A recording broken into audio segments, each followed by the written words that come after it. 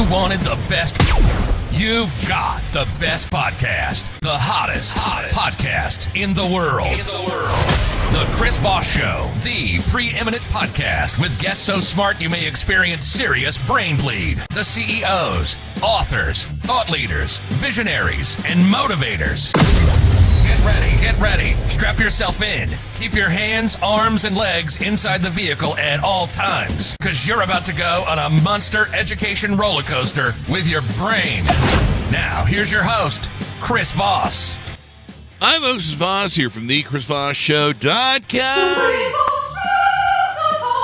And there you go, ladies and gentlemen. Welcome to the show. We certainly appreciate you guys tuning in. As always, for 16 years and 2,000 episodes? I was going to say 20,000 episodes, because it kind of feels that way. We've had so many amazing people on the show, and it's just like a library we call the Netflix podcasting. You can go through and binge whatever you want to binge. You can politics, entrepreneurism, all the greatest minds, all the greatest romance novels, or we have a lot of great romance novels, people on the book.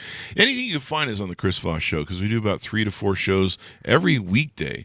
And the information you're going to learn will change your life. And if it doesn't, you better go back and listen to them, because otherwise I'm going to come out there and visit you and make sure that you get the point of every podcast. No, I'm just kidding. We're not going to do that. I don't have that kind of time. So, guys, we had an amazing entrepreneur on the show. We're going to be talking to him about his insights, how he built a very successful company, and he's going to tell you all the secrets where you can build one too. Boy, that I just put a lot of pressure on him, but no, we're not going to make him do all that. We don't, there's a lot of work that goes into that sort of thing, but he's going to give you some tips and tricks maybe, and some advice on how to do what he does. So we'll be talking to him. In the meantime, refer the show to your family, friends, and relatives. We're begging, we're pleading. Don't make me get on my knees. Tell them to go to goodreads.com/Chris Voss, LinkedIn.com/Chris Voss, Chris Voss 1 on the TikTokity, and I think that was all of it. It's on the internet. Just go find it. That's what Google's for. It's on the front page. We have Justin Fortier on the show with us today. He's the founder and CEO and CTO of FYC Labs. He's a tech entrepreneur, advisor, and influencer leader in the San Diego and Sacramento area. He evidently avoids LA. Well, what's with that? He just skips. He skips from one end of the island of California to the other. His boutique agency grew internationally, capturing clients such as Remix, cameras are in front of the way here. National University, Budweiser, and Pepsi. He's been recognized on several top lists for web design and development.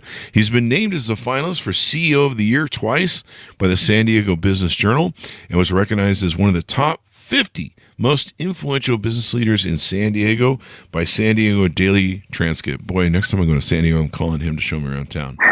In addition, he holds top-level technical business advisory positions at 11.2 Ventures, Blush Design Incorporated, Edvo, Aura Finance, and what is that? Intra-Ratio? Yeah. Corporation. There you go. I learn new words. That's why we do the show. He has held technical executive roles for Blockchain Innovators, XYO Network, e-commerce game changer for Days, and manufacturing technology SaaS Intra-Ratio Corp again. Welcome to the show, Justin. How are you? Great. Thanks for having me. Thanks for coming. We certainly appreciate it. Give us your .coms, wherever you want people to find you on the interwebs. Yeah, check us out at FYClabs.com. That's the best place to find my day-to-day work. We're doing a really cool project called amzn.to if you want to go there. Accru.co, ACCRU.co. We're doing a really cool fintech product there. You're going to hear a lot about these businesses when you hear my background and my story, so you'll know which one you need to go to when you hear about them. There you go. I am in Chicago. Let's go Cubbies. I'm out here visiting my business partners. Good day out here. There you go. If we could get those Bears to maybe get a good team together, that'd be good too. Hey, they got that QB. I miss the days of when the Bears were great. I'm a Raiders fan, but when the Bears, the Ditka, I think were those the Ditka years? Yeah. Yeah, Dub Bears. Give us a 30,000 overview of what you do there at FYC Labs. So FYC Labs is a boutique dev and design agency building software. We do all sorts of things from mobile development to custom portals for your back of house accounting services. We do pretty much anything when it comes to web development and mobile development. Yeah. Yeah, there you go. All right. Well, thanks for coming by, and we'll You do a lot of stuff for web development and everything else. Give us a deeper cut, if you will. Like, what are some of the different venues or avenues or things that you provide?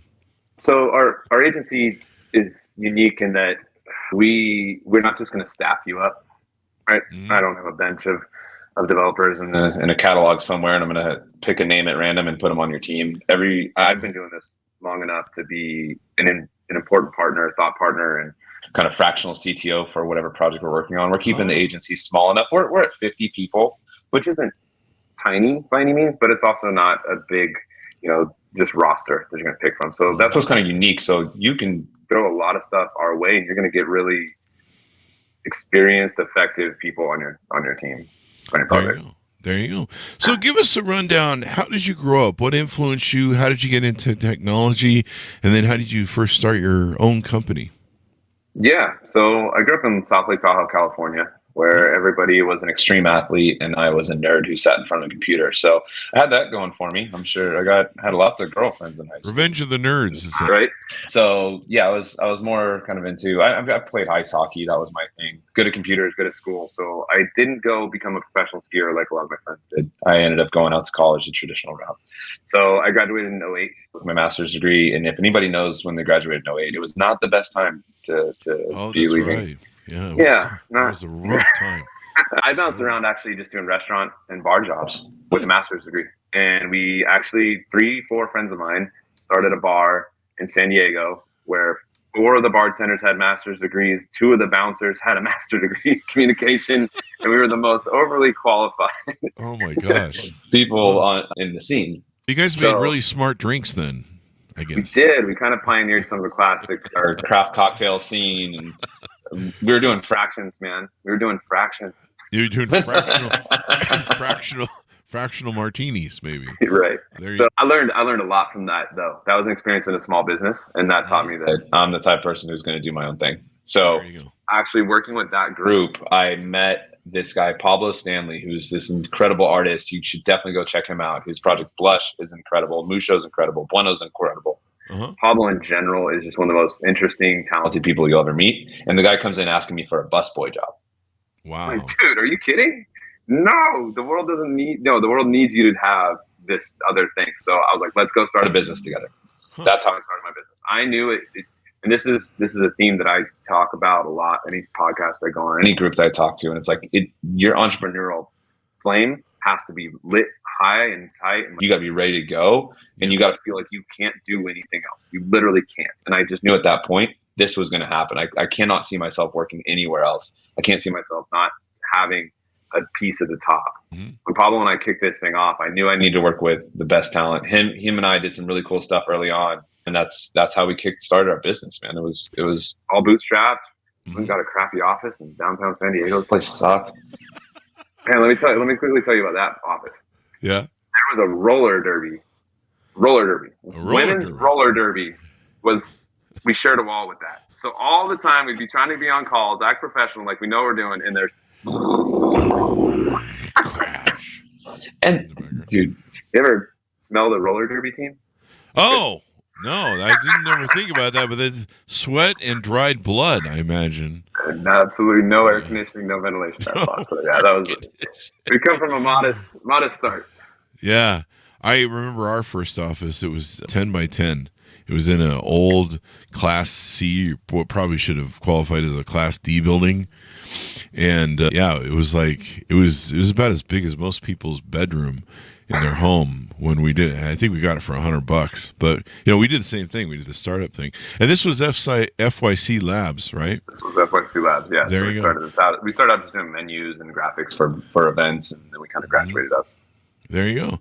And so you build the company. How did that go? Or what were some of the? So we didn't build the company very well to start. Okay. Well, we built up some momentum, right? And then both of us bailed. Oh. We both found other opportunities and started other businesses. So Pablo went off to Silicon Valley and he worked for Udemy, and he was co-founder at Carbon Health, and he's done incredible things up there. I went out and started working with Inturatio, and kind of a buddy of mine who I played hockey with said, come on over, let's do this thing together. And, we worked and built that company up. Meanwhile, the business FYC Labs is just kind of chilling. doing its thing. It's status quo. I've got some employees over there. They run the day to day. It's kind of just meh, right? It's okay, so it's still running. It's just you're not your guys' main focus, right? So it's kicking off a little bit of money here and there, but it's not my main focus for about 5-6 years. Wow. I went out and did other stuff. So same with Pablo. I did some cool blockchain. So the tough part here is my wife was running it. So watch how I don't mean to throw you under the bus there. My wife was running the project management on the day to day for a lot of that time. So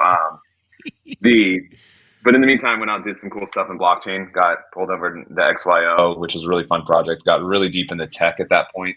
That's when I kind of blossomed more as a CTO and engineer. Was getting to really dive into the tech with them. I had an amazing mentor over there, Ari Trout.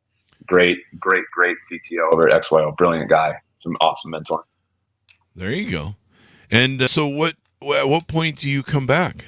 Or so I get brought back. So that's why I'm in Chicago right now. As a business partner, this gentleman out of Chicago hits me up, random connection through a friend. Says I'm buying up small dev shops. I'm like, guess what I have? A small dev shop. So we meet. I come out to Chicago, meet him. Great guy. Really enjoy talking to him. He says, hey, you know what? Go back to your agency for a year for me. I'll buy this thing out for if you hit all your marks, I'll double my offer and I'll take the agency from you. I go, great, that sounds awesome. So I come back. I'm doing the thing. We tripled we blew past all the metrics that we were supposed to hit. This is also 2020, 2021, by the way. So it's a little easier than it was the other time. So I was unlucky in 2008, lucky in 2021 time when there's a lot of VC funding going on, a lot of easy projects to pick up, like startups looking for software development. Uh-huh. We kill it, and then I look at him and I go, well, now that I've built this, I kind of don't want to leave. You want to be partners? Hilarious. So he bought out my other partners. Pablo still has a little bit of founding equity, but basically him and I run the business now day to day. Love working with the guy. We've now started several in-house products.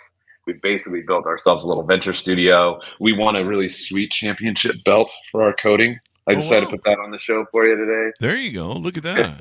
Yeah, we've done a lot of really cool stuff together since. That's how I came back, and the company's grown, from 4 people to 50 people in just a few years. Nice. And so you built it back up. You find that it's you kind of abandoned it there, but to be frank, that it's hard to grow a services business. So now we can help out your viewers here and kind of teach them a little about what are the things I've learned along the way. There you go. Scaling. Let's talk about that. Let's give some people something to chew on, right? I love services businesses. They're great. They kick off cash. They help jumpstart other businesses. Mm-hmm. They give you a sense of purpose. They teach you a lot about systems, but they are extremely difficult to scale. Mm-hmm. It is really hard to go out and scale up a services business, and really you're gonna be exhausted. Your employees are gonna be exhausted. Yeah. Why is it hard to scale it? What's you just you're literally just reselling time for the most part in a service business, and that's a pretty tough resource to gather, right? And, just turned 40 times. Time is the most fleeting asset I have, right? So that's true. And you kind of are the company, and your employees are the company. When you're selling a product, they're easily replaceable. I suppose you can just put AI in and fire everybody these days. That's what they're doing. But with service business, you've got to keep good talent. Got to keep good talent, and you have human variability, right? People get sick. People have losses in their life. People move on. So it's not as easy to scale that sort of variability. Now, people who have done it, I'm super proud of them. It's great. There's cash flow kicking off these things immediately. You don't have as much of a ramp up time. So that's why I liked it early on. It was a good foray into entrepreneurship because I could live off of it, right? I didn't have to wait 2 years and go raise a bunch of money just to survive and see when my revenue was coming in. I immediately knew how to control a P&L and figure out how to bootstrap things. So it was incredible lessons, but it doesn't scale. So that's why I went to XYO. So I went with Inturatio, as I wanted to build up a scalable business that we could see those sort of SaaS margins on. Did you kind of feel like maybe it would help, as an entrepreneur, you're constantly learning, you're constantly growing, you're constantly kind of, I wouldn't call it thickening your resume, but there's challenges that you get from owning different companies. Like when I started my first multi-million-dollar company, within a year and a half, I was starting a second one on top of it. because I was insane with ADHD and OCD. That was probably part of it, and plus I got bored. And then I think you got to boost the confidence too, right? You think, oh, I can do this. I can take on anything. I'm the man. Yeah. And then I think within a year or two, we started something else.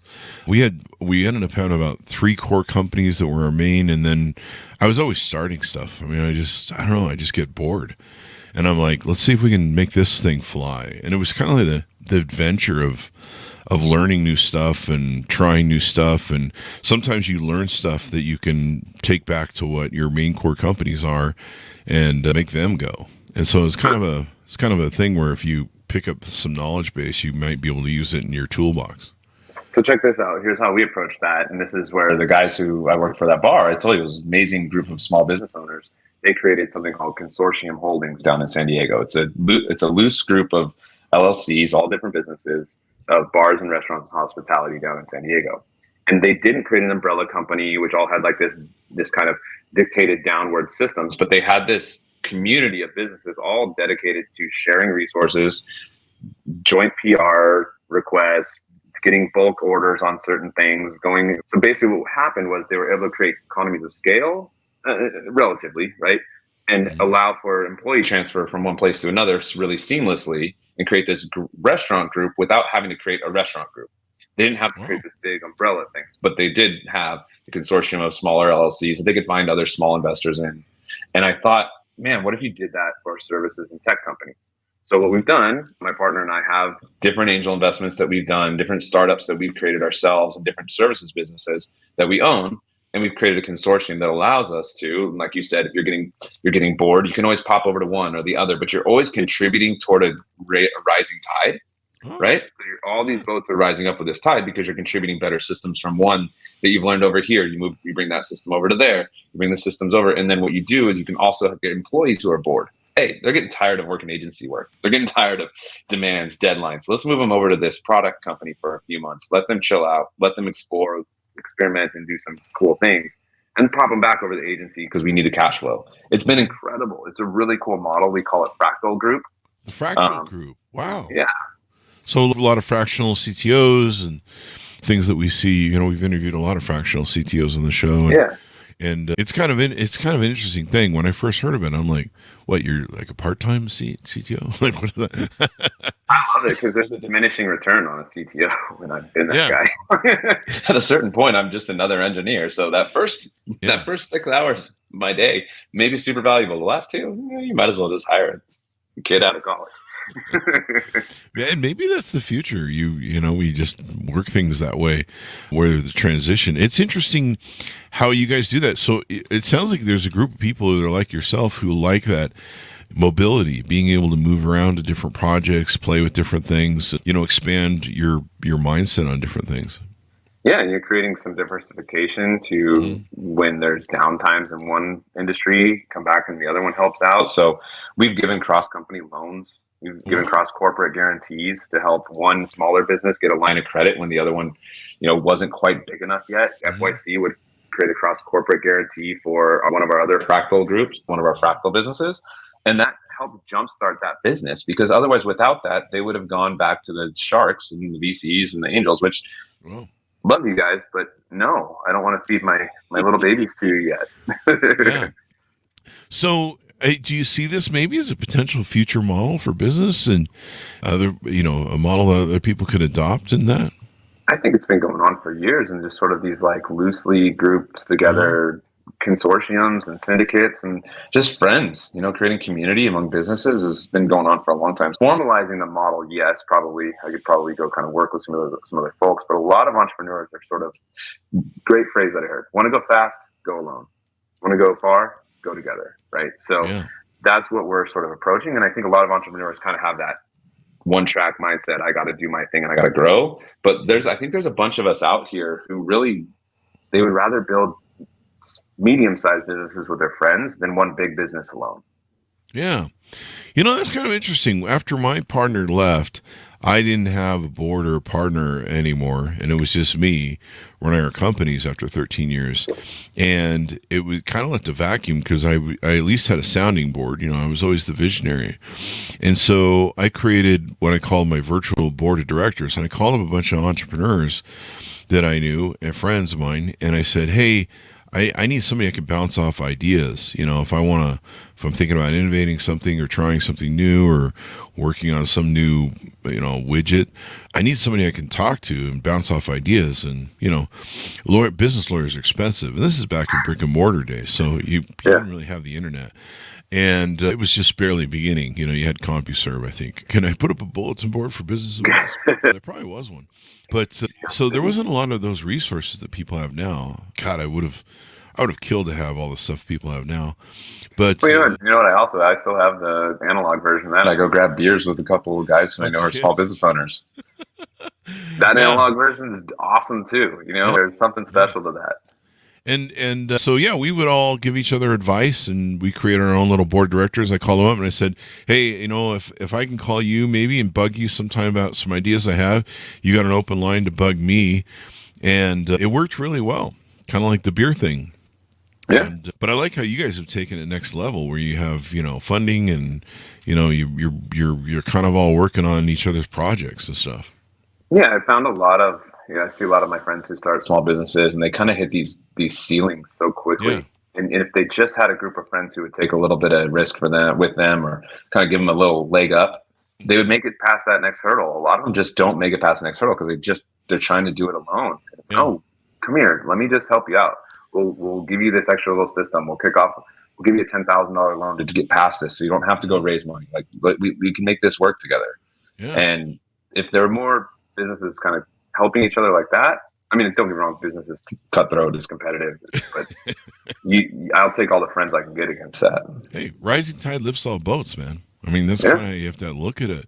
But I love this concept as a business model because, maybe there's a future to it where everybody could do it or become more scaled and get his own business license or something. Yeah. But I love the concept because, you're right. You're stuck because there's some tool that you need, or there's some combination of stuff you haven't figured out yet. And if you just get that one tool, it turns the lights on to a whole different area. And you can hire expensive business attorneys, you can hire expensive business consultants, but not everyone can afford what Kenzie and company come in and fix your shit. Yeah. And having people that are kind of more around your level and understand your thing and probably aren't going to charge you, do you have $5 trillion for Yeah. It's been cool. So that's kind of the story. And there's a lot of cool little things that I've learned along the way. Again, the downside of this model is I work my ass off. I'm working all the time. We've got context switching. It's got to be something you got to get real good at real fast. I just got off a call talking about EDC Las Vegas, which it's an electronic daisy carnival. 400,000 person electronic. I do not know how to dance, and I don't know how to do like DJ. Well, do enough Molly, and you'll learn to dance. That's how it works at EDC. I lived in Vegas for 20 years. I know how EDC works. There you go. Yeah. So we're gonna go out there. We won a media contract out there, so we're gonna be shooting and doing the live stream for that whole show. It's amazing. That should be awesome. Project that we won. Yeah. That super is cool. Huge show. That thing takes over the town when it comes to show. And like I said, just turned 40, so it's gonna be a trip. My wife and I are 40-year-olds hanging out at EDC, trying to pretend we still got it. The Vegas locals that I know, they dress up, and all the hot chicks go to it. Man, they dress up in some funky outfits or to the nines, and it's kind of like Halloween almost sometimes. But let's go. It's a crazy party. I think the only time they've canceled is with storms. I think one year they had to cancel because a storm came in. It was like crazy winds or something. I can't imagine the amount of money lost if something like that happened. And I imagine now they have snipers for everything. I just noticed something the other day. I lived in Vegas when that guy was sniping everybody out to Mandalay Bay, and I had friends that were there. And so I was watching on TikTok, I think, a couple days ago, and there was some event they were having, a festival, a concert festival somewhere, I think somewhere in the Midwest or something, and they showed on the TikTok video how they had snipers on all the buildings around them. So they're not going to let that thing happen again. So it's kind of cool that there's that kind of level of security. What a wild concept, right? Like that we're all living in this world of. It's sad we've come here, but at least you kind of know that we're not going to let shit like that happen again. And don't let it slow us down either. We're going back out. We're having the terrorist cannot win. Exactly. So there you go. What more do we need to tease people out on what you do? Is there people you want to work with out in our audience? Because we put this on LinkedIn and stuff, services that you can provide to them, et cetera, et cetera. Well, there's something coming up right away. It's this event here. We're at Code Launch, and this one was from Dallas. We're at something called Code Launch in Minneapolis. Mm-hmm. So you'll see us hanging out there. Hopefully we'll win. But that's a really cool project where we're going to be collaborating with a startup. We're giving them, I believe it was $10,000 worth of free services to get their product off the ground. And we're working with a really great, that's a cool plug. If you want to keep an eye on what we're doing, obviously our LinkedIn is the best place to keep up with us being a business, right? Our LinkedIn or our Instagram. I'd love for people to learn more about Fractal Group. It's fractalgroup.io. And then accrue.co. We didn't get much into that, but that's a collections and accounts receivable business that we've started out. DealSend handles smart deal flow for investors and founders. And then that company I was just talking about heading out to Las Vegas, they're called FYM Agency, and they're doing really cool media work. So there's too much to pack into one single URL. So hopefully people will kind of catch up to what makes sense to them, or just reach out to me directly, and I'll point you to where to go. We're doing cool things. There you go. Do companies have to be at a certain size or revenue area?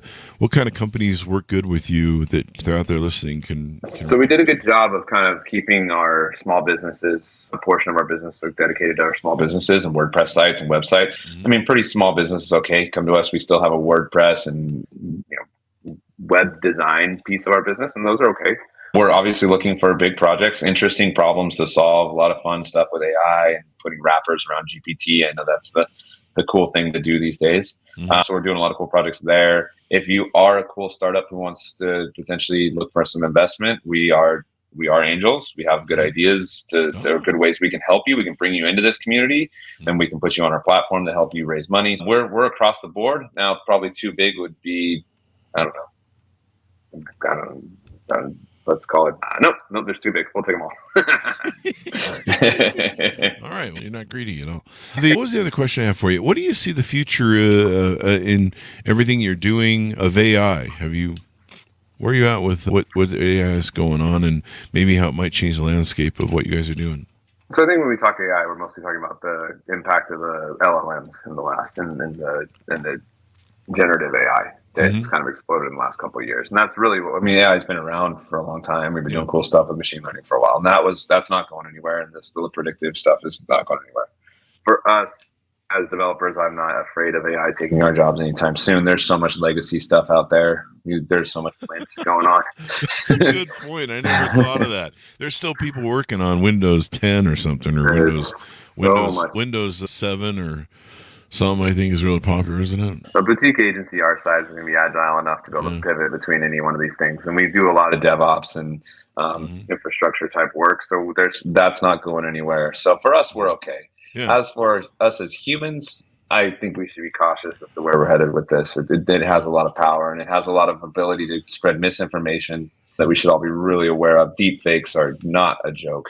That is going to be a difficult thing, especially if we hit this election. Yeah, it's going to be really weird. There's people, there's a lot of, we're all having fun making, interesting art with stuff, but it's amazing how many people think the deep fakes or just even AI generated art is real. And you or I can tell, but and sometimes it's not even good art. Like it doesn't look fucking real, and people will buy it. They'll see, they'll still see the 5 fingers and the weird eyes, and they'll be like, "This is the greatest photo ever," and you're like, "That's not a photo, dude. That's." I have a 9-year-old and a 5-year-old. And I'm just wondering what have you ever heard of the term uncanny valley? Yeah, so I'm wondering what their uncanny valley is going to be, because to me, this AI stuff is dead center uncanny valley. I can't. It weirds me out. But these kids, I mean, my kids are going to grow up with this stuff all around them, and they're going to be used to seeing this sort of wonky version of life and version of art that's going to be the norm to them. So what? I mean, and then how soon until they're just everything's just super real. So. It's going to be an interesting. I think the more interesting thing is watching my kids grow up with this, because I'll probably be curmudgeon-y and old by the time it all hits you.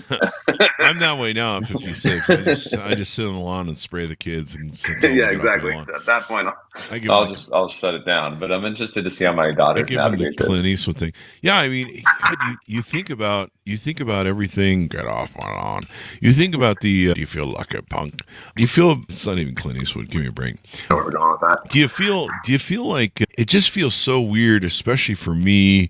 I guess you're 16 years younger than me.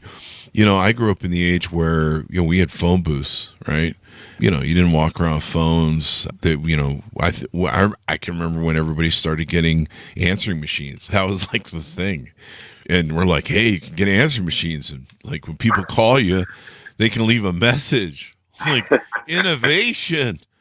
You know, but we lived in an era where there was 3 TV stations. You know, Walter Cronkite, you could trust pretty much what he was telling you. And, you know, now we live in this media age that's, you know, everyone's got an opinion and thinks it matters. Bunch of idiots running podcasts. And, you know, and it's just crazy, the world that you live in. I mean, I think I remember there was a video out there of where they handed a couple young kids a rotary phone, and they said, figure out how to make a call. And they were trying to figure out how to make a call or even how to take pictures with it. And then I remember there's another video where they handed a kid a record, and they're like, we used to listen to music on this, and the kid's just like, what the hell? Yeah. But yeah, the uncanny valley. Somebody turned me on to that term back in one of our episodes. But these kids are going to grow up in a world that's, I don't know, it's just so far removed from what seemed like a more simpler time. But I guess they're going to look at our childhood or past and go, whatever. This is yeah, right. What are these weirdos doing back then? What were these devices? Yeah, they're going to hit 20 or 30 and be like, when I was growing up, we had AI and we only had LLM, GPT-4. yeah. God damn, I remember that. Now we're on GPT-20, and we just think about what we want to generate, and it doesn't.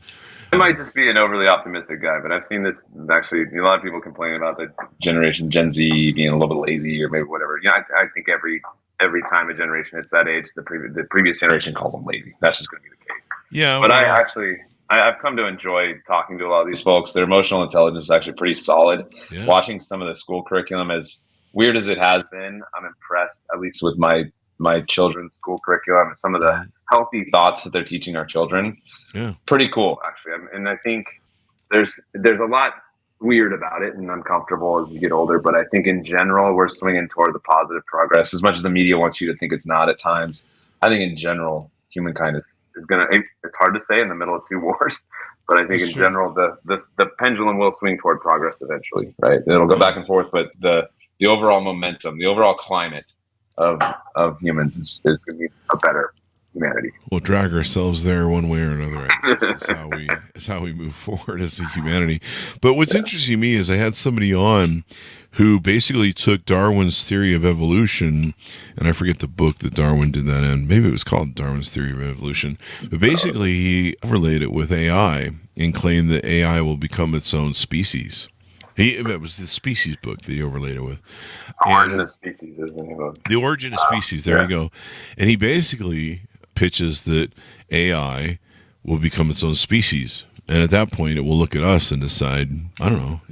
And its parameters and modus of operandi is going to be different than humans because you know, humans, we're mostly just breeding stock for the universe.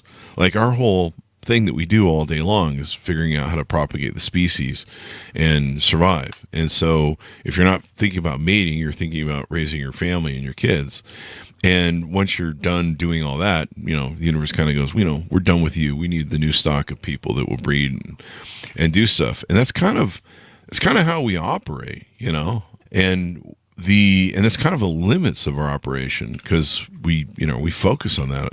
But he was like, the AI isn't going to work at worrying about, I don't know, how to pick up chicks and get laid. It's going to be thinking about things that we probably have never even considered. So, it's going to navigate through media we don't understand. The fact that it doesn't think about reality the way that we would, and it doesn't. There's so many interesting things about thinking about a biological type being, because you define a species as being, you can think biological type being living and navigating itself through wires and through radio waves. Yeah, that's how it exists. It exists there. It doesn't exist in the physical form. It manifests in physical forms through maybe mechanical robots or whatever it may be. But it's an interesting. When it creates the T-1000. Skynet makes it. But the thing that a lot of people have talked about with AI is the creativity. It's going to amp up our creativity levels, and I got to tell you, using the generative AI, and especially when I'm working on images or pictures that I want to have made, whether it's with a blog or I had some meetup groups that I want to do some artwork for, and normally you'd have to hire all that out, and then you'd be like, I don't like how that looks. I wish I could do it different. And that just costs more. I was able to go in and make my own media, and just playing around with it. And, sometimes when I have a Facebook post where I want to talk about a topic, I can go make a picture that kind of encompasses what I'm thinking about, or maybe it's a bit of comedy. But the creativity, it's taken my creativity level to new heights, and kind of my possibility frame has grown larger.